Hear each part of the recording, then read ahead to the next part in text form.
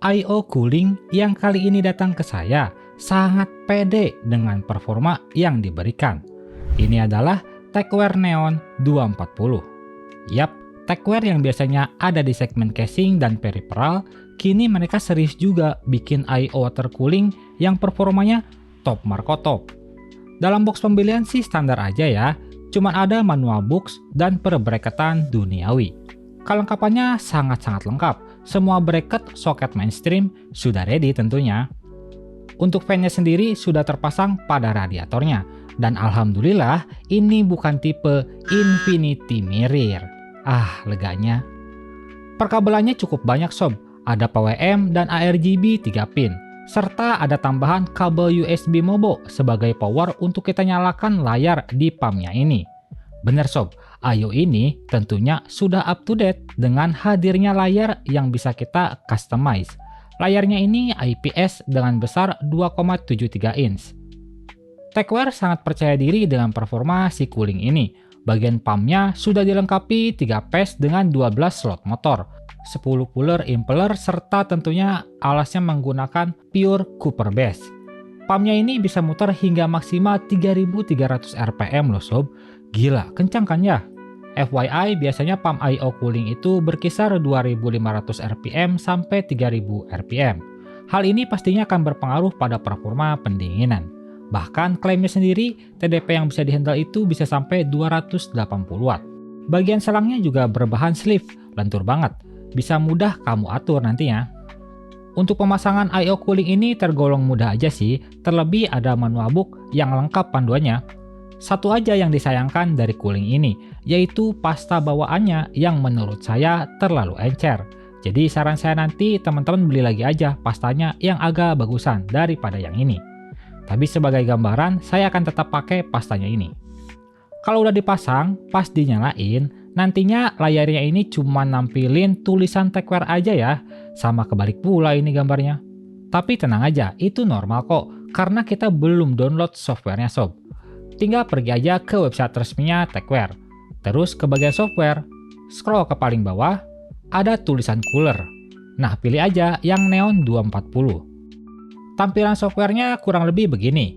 Ada beberapa informasi monitoring. Pada bagian setting, kamu bisa atur bagian mana aja atau apa aja yang ingin kamu monitoring. Terserah kamu maunya gimana. Lalu hidangan utamanya ya udah pasti settingan di layarnya. Di sini sudah ada beberapa preset tema, tinggal kamu pilih aja sukanya yang mana. Cara gantinya kamu harus klik dulu tulisan stop ini, terus tinggal pilih mau tema yang mana. Misal kamu mau ganti pakai GIF atau video kesukaan kamu, pilih aja pada bagian background. Misal kamu gak mau juga ada tulisan monitoring di depan backgroundnya itu, pengennya polos gambar aja gitu ya, tinggal matiin aja tulisan UI data on. Simple sih, saya suka. Mudah dipahami untuk softwarenya ini. Buat sisanya terserah kamu deh, mau pasang MyBini juga bebas. Untuk ngetes performa cooling ini, saya akan pakai testbed yang baru sob. Cihuy! Jadi mulai sekarang dan kedepannya, kalau mau tes cooler, saya nggak pakai PC utama lagi kayak kemarin-kemarin. Biar nggak ribet aja bongkar pasang PC utama. Berikut spesifikasi lengkap testbednya.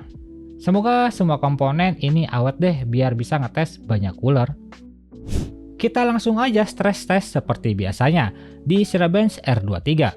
Pada mode default, si Tecware Neon ini sangat bisa ngehandle prosesor sekelas 8 core 16 thread si Ryzen 7 3700X ini. Suhu maksimalnya cuma ada di 74,6 derajat aja. Ini sih masih adem ayem ya, belum menantang sama sekali. Terus saya coba OC tipis-tipis saja ke 4,25 GHz all-core.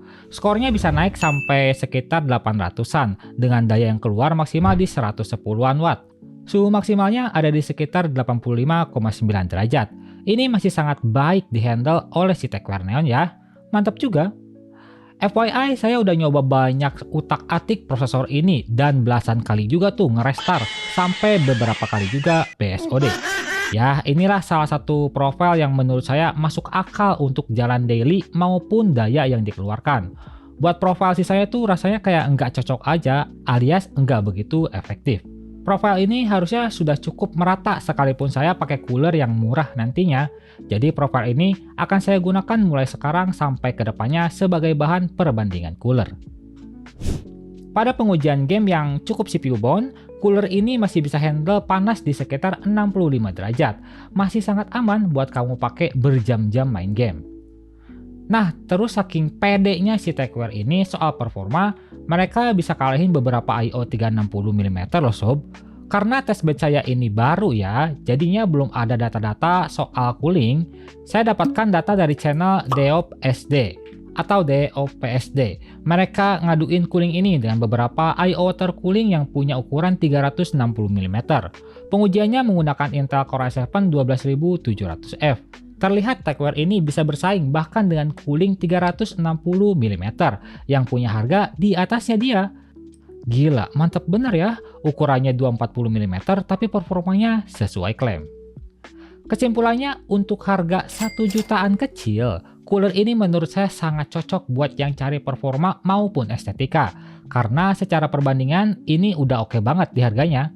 Bahkan bisa ngalahin yang harganya ada di atasnya dia. Secara desain juga khas Tecware, punya build quality kokoh serta penampilan cakep. Bisa customize layar sesuka hati. Ukurannya juga 240 mm sob, nggak perlu casing yang gede-gede banget. Di beberapa casing compact juga bisa masuk kalau ukurannya 240 mah. Walau secara ukuran 240 mm, tapi secara performa bisa nyaingin 360 mm. Mantap Tecware. Tapi jujur saya nggak suka aja sama si pasta bawahnya ya, yang terlalu murah menurut saya untuk cooling sekelas 1 juta gini. Agak aneh aja sih dikasih pasta yang encer kayak gitu. Solusinya sih paling beli aja pasta yang kisaran harga 70-100 ribuan, itu udah oke banget kok. Buat yang tertarik sama cooler ini, linknya seperti biasa akan saya taruh di deskripsi. Like video ini kalau kalian suka, nggak usah di like juga nggak apa-apa, tapi minimal tinggalkan jejak kalian soal cooling satu ini sob, di kolom komentar.